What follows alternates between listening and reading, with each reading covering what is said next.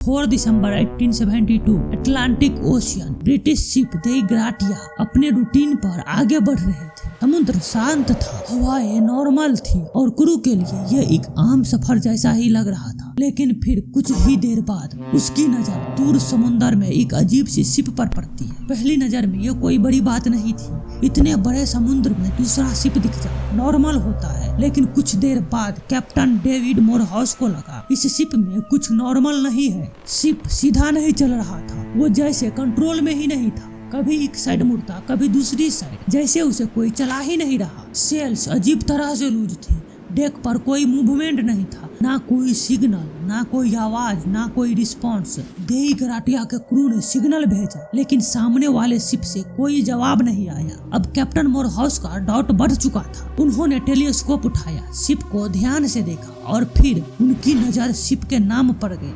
नाम था Mary Celeste. यही वो शिप था जो कुछ हफ्ते पहले न्यूयॉर्क से इटली के लिए निकला था। इस शिप पर एक एक्सपीरियंस कैप्टन था, उसकी भी वाइफ थी, उनकी 2 साल की बेटी थी और 7 क्रू मेंबर थे, टोटल 10 लोग। लेकिन अब शिप समुद्र में अकेला था, जैसे किसी ने उसे बीच रास्ते में छोड़ दिया हो। मोरहाउस ने अपने क्रू के कुछ लोगों को एक छोटी बोट में भेजा। उनका काम सिंपल था, मैरी सेलेस्टे पर चढ़ो, चेक करो और पता लगाओ कि अंदर क्या हुआ है। लेकिन जैसे ही वो लोग मैरी सेलेस्टे के डेक पर चढ़ा, उन्हें समझ आ गया कि ये नॉर्मल एबेंडेंड शिप नहीं है, क्योंकि शिप डूबा नहीं था। कार्गो सेफ था, खाना था, पानी था, कैप्टन की डायरी थी, कैप्टन के फैमिली का सामान था, एक छोटी बच्चे के टॉय तक शिप पर पड़े हुए थे। लेकिन इंसान एक भी नहीं, ना बॉडी, ना ब्लड, ना कोई फाइट के निशान और ना ही कोई लूट का निशान। बस एक चीज मिसिंग थी, लाइफ बोट। और यहीं से शुरू होती है मैरी सेलेस्टे की असली मिस्ट्री। क्योंकि सवाल ये नहीं थे कि 10 लोग कहाँ गए, सवाल ये था जब शिप सेफ था तो वो लोग शिप से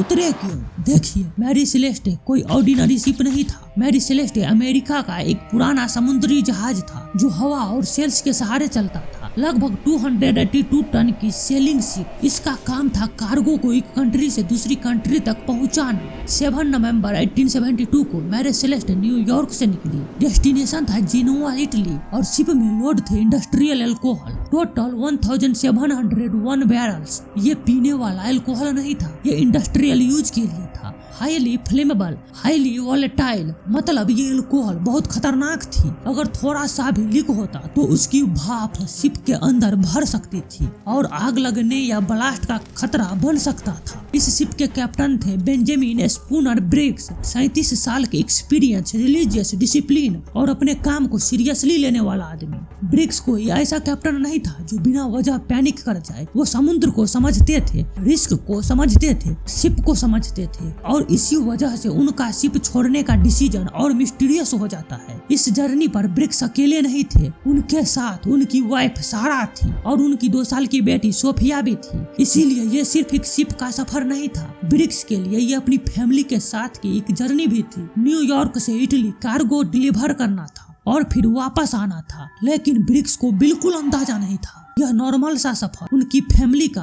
आखिरी सफर बन जाएगा।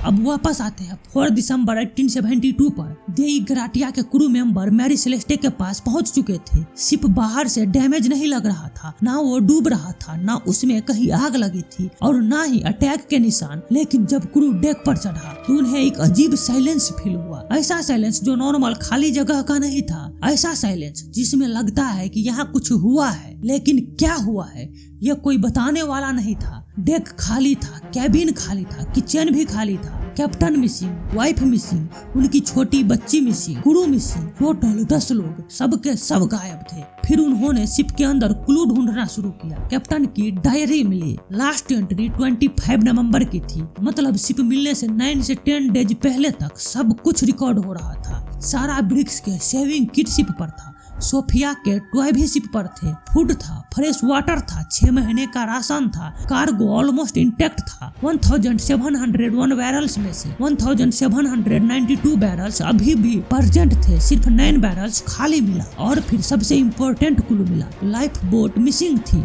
लाइफ बोट का मिसिंग होना सबसे बड़ा क्लू था। इसका मतलब था कि शिप पर मौजूद लोग किसी वजह से लाइफ बोट में उतरे थे, लेकिन वो वजह क्या थी? अगर शिप डूब रहा होता तो बात समझ आती, लेकिन शिप तो बाद में बिल्कुल सेफ मिला। अगर पायरेट्स आए होते तो कार्गो लूट लिए होता, लेकिन कार्गो ऑलमोस्ट सेफ था। अगर फाइट हुई होती कहीं ना कहीं साइन मिलता, लेकिन शिप पर ऐसा कुछ नहीं था। तो फिर ऐसा क्या हुआ था कि बेंजामिन ब्रिक्स जैसे एक्सपीरियंस कैप्टन अपनी वाइफ, अपनी 2 साल की बेटी और 7 क्रू मेंबर को लेकर मेन शिप छोड़ने पर मजबूर हो गए।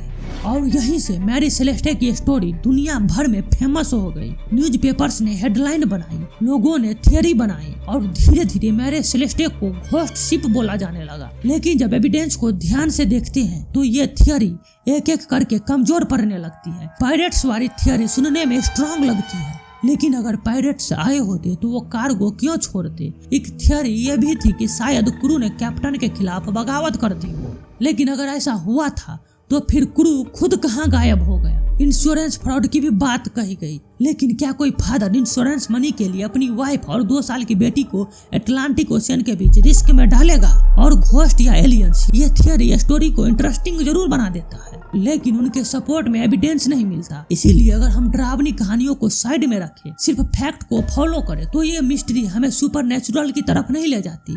ये हमें ले जाती है शिप के नीचे कार्गो होल्ड में, जहाँ रखा था इंडस्ट्रियल अल्कोहल के 1701 बैरल्स। और शायद यही मैरी सेलेस्टे का सबसे इम्पोर्टेंट क्लू था। अब इमेजिन कीजिए, मैरी सेलेस्टे अटलांटिक ओशियन के बीच सफर कर रहा है। शिप के नीचे कार्गो होल्ड में इंडस्ट्रियल अल्कोहल के बैरल्स रखे हुए हैं। हो सकता है इनमें से कुछ बैरल्स लीक होने लगा और धीरे धीरे उस अल्कोहल की खतरनाक भाप कार्गो होल्ड के अंदर भरने लगी हो। सबसे खतरनाक बात ये थी कि यह खतरा सामने से दिखाई नहीं देती, ना आग दिख रही थी ना धुआं, बस एक अजीब सी स्मेल। और फिर अचानक नीचे से एक जोर की आवाज आती है, जैसे कार्गो होल्ड के अंदर कुछ फटा हो। हैच कवर हिलता है और पूरे शिप पर पैनिक फैल जाता है। कैप्टन ब्रिक्स को लगता है कि शिप किसी भी मोमेंट ब्लास्ट कर सकता है। अब उनके सामने डिसीजन है, शिप पर रुके या टेम्परेरी लाइफ बोट में उतरकर सेफ डिस्टेंस बना ले। देखिए, ब्रिक्स सिर्फ कैप्टन नहीं थे, वो हस्बैंड भी थे, फादर भी थे। शिप पर उनकी वाइफ थी, उनकी बेटी थी।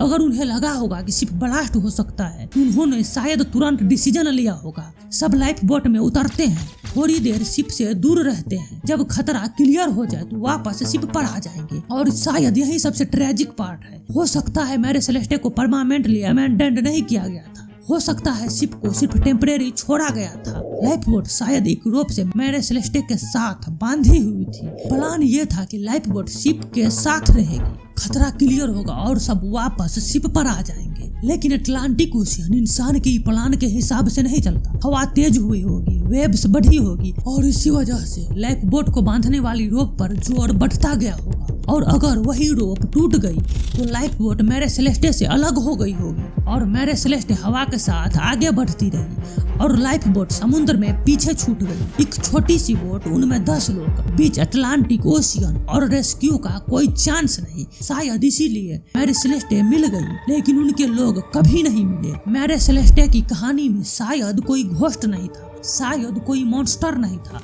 लेकिन फिर भी ये स्टोरी डराती है। बेंजामिन ब्रिक्स शायद गलत नहीं था। वो शायद अपनी फैमिली और क्रू को बचाना चाहते थे। उन्होंने शायद शिप को सिर्फ कुछ देर के लिए छोड़ा, लेकिन समुद्र उन्हें वापस आने का मौका तक नहीं दिया। डायरी शिप पर रह गई, कार्गो शिप पर रह गई, फूड और पानी शिप पर रह गए, लेकिन सोफिया नहीं मिली, सारा नहीं मिली, बेंजामिन ब्रिक्स नहीं मिले और क्रू के कोई मेंबर कभी नहीं मिला। 115 ईयर बाद भी मैरी सेलेस्टे एक ही सवाल पूछता है, अगर शिप सेफ था तो लोग उससे उतरे क्यों, और अगर वो वापस आने वाला तो वापस क्यों नहीं आए। समुद्र ने शिप को वापस तो कर दिया, लेकिन इंसान नहीं। आपको क्या लगता है, मैरी सेलेस्टे के लोग अल्कोहल फ्यूम्स के डर से लाइफ बोट में उतरे थे, या फिर इस केस में कोई ऐसा मिसिंग डिटेल है जो अभी भी हिस्टोरी के रिकॉर्ड्स के बीच कहीं दबा हुआ है? देखिए, मेरा मानना है कि मैरी सेलेस्टे को समझने के लिए इसे सिर्फ घोस्ट शिप स्टोरी की तरह नहीं, बल्कि एक ह्यूमन डिसीजन की ट्रेजेडी की तरह देखा जाए। एक ऐसा डिसीजन जो शायद उस मोमेंट में सही लगा हो, लेकिन उनका रिजल्ट हिस्ट्री के सबसे बड़े मैरीटाइम मिस्ट्री में बदल गया। आप इस केस को कैसे देखते हैं, कमेंट में जरूर बताइए, क्योंकि कई बार किसी भी स्टोरी को समझने के लिए सिर्फ हेडलाइन काफी नहीं होता। उनके पीछे का कॉन्टेक्स्ट, उस वक्त के सिचुएशन, लोगों के डिसीजन और उन डिसीजन के परिणाम को समझना पड़ता है। और इसी तरह के रिसर्च डॉक्यूमेंट्री स्टोरी के लिए चैनल को सब्सक्राइब कर लीजिए। यहाँ हम हर टॉपिक को सिर्फ सरफेस लेवल पर नहीं देखते, उनके पीछे की कहानी, लॉजिक, कॉन्टेक्स्ट और ह्यूमन साइड को समझने की कोशिश करते हैं। अगर वीडियो वैल्यूएबल लगी हो तो लाइक कर दीजिए, इससे मुझे भी सिग्नल मिलेगा कि आपको रिसर्च बेस्ड डॉक्यूमेंट्री वीडियो देखनी है। और अगर आपके किसी दोस्त को हिस्टोरी, मिस्ट्री, सोसाइटी या रियल लाइफ स्टोरी में इंटरेस्टेड है तो ये वीडियो उनके साथ शेयर कीजिए। हो सकता है कि वो इस केस को एक बिल्कुल अलग एंगल से देखें। मिलते हैं अगले वीडियो में एक और कहानी के साथ, एक और सवाल के साथ।